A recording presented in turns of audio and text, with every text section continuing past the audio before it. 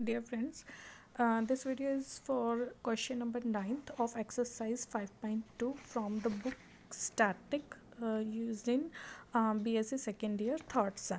So let us first see the statement of the question number 9. A beam of the weight W is divided by its center of gravity C into the two portions AC and BC whose length are A and B respectively.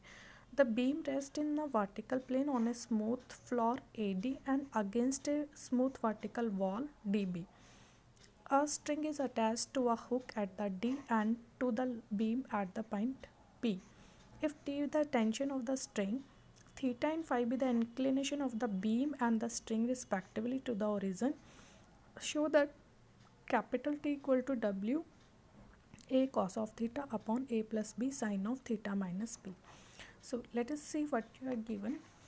जब हमने working rule किया था इसको problem को solve करने के लिए, तो उसका फर्स्ट था कि आप एक डायग्राम ड्रॉ करोगे, फिगर ड्रॉ करोगे. हेयर ए बी आपका क्या है, यूनिफॉर्म बीम है गिवन, यूनिफॉर्म बीम है जिसको C is your centre of gravity. C जो ग्रेविटी है उसने बीम को ए और बी दो पार्ट्स में डिवाइड कर रखा है, सच दैट ए सी जो आपका है वो ए है और सी बी जो है आपका वो क्या है, बी. तो हेयर हमारे पास ए सी हमारे पास ए है और हमारे पास जो सी बी है वो हमारे पास क्या है, बी. सी हमारे पास सेंटर ऑफ ग्रेविटी है, इसलिए W weight of the beam है, तो वर्टिकली डाउनवर्ड एक्ट करेगा ये, राइट. सेकेंड लाइन क्या कह रहा है कि जो बीम है वो rest in the vertical plane, इस वर्टिकल वॉल के साथ रेस्ट इन प्लेन है.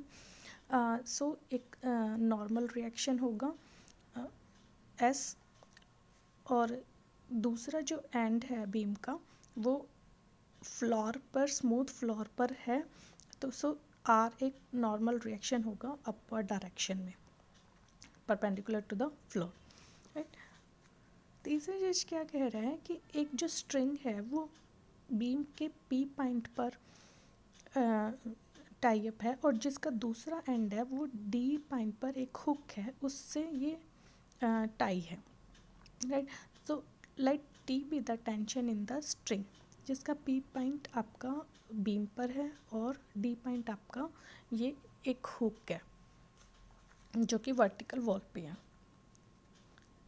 और क्या गिवन है इसमें, थीटा जो है वो बीम का एंगल ऑफ इंक्लिनेशन है विद द हॉरिजॉन्टल, और जो फाई है वो angle of inclination of string है with the horizontal.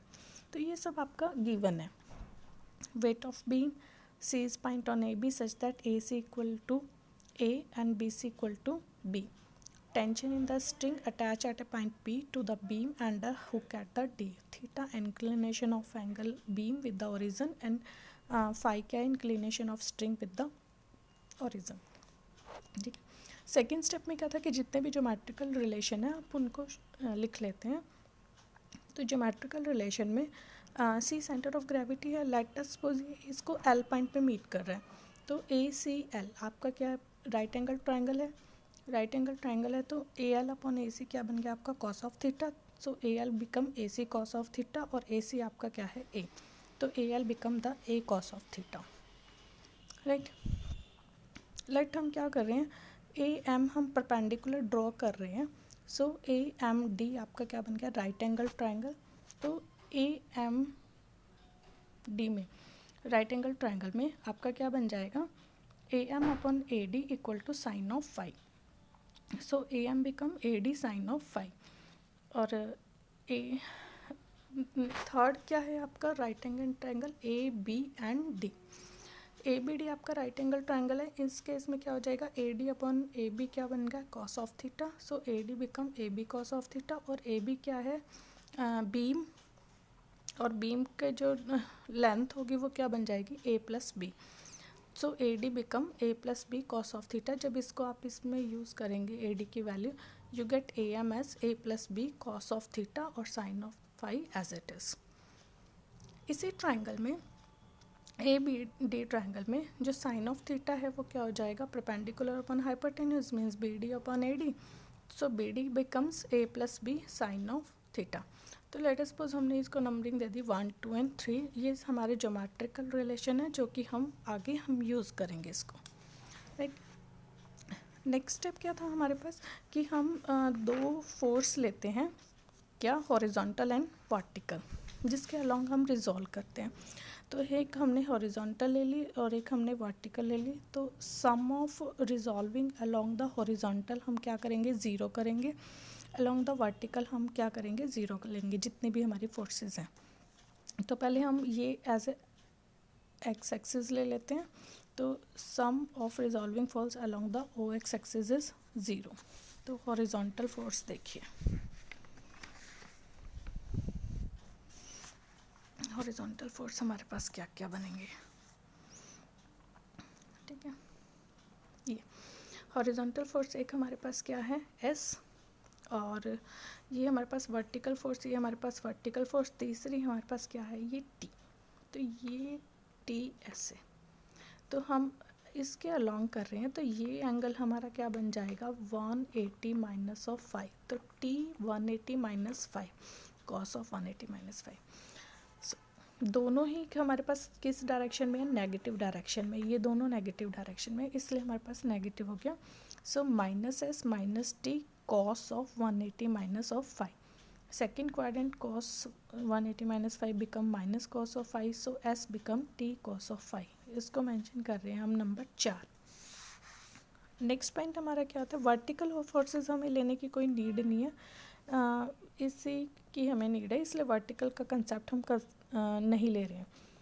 Next point क्या था हमारा, taking moment about a point A के अबाउट हम मोमेंट निकाल रहे हैं। मोमेंट जब हम निकालते हैं तो मोमेंट में क्या होता है कि फोर्स इनटू परपेंडिकुलर डिस्टेंस। तो जब ये फोर्स लेंगे तो इसके साथ परपेंडिकुलर डिस्टेंस क्या बन जाएगा, 0, क्योंकि इसी में से पास कर रही है।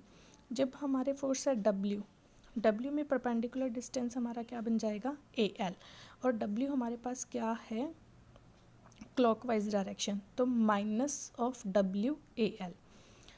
थर्ड क्या है, टी के साथ हमारे पास परपेंडिकुलर डिस्टेंस क्या बनेगा, AM। अगेन टी हमारा क्या है, क्लॉकवाइज A के अबाउट, सो टी भी हमारा क्या बन जाएगा, minus T into AM, right.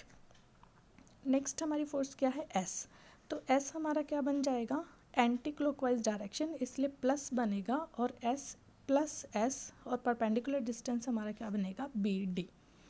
तो ये हमने मोमेंट्स हमारे लिख दिए, R into 0, W minus WAL minus TAM plus SBD, right. Rearrange किया, you get SBD into WAL TM।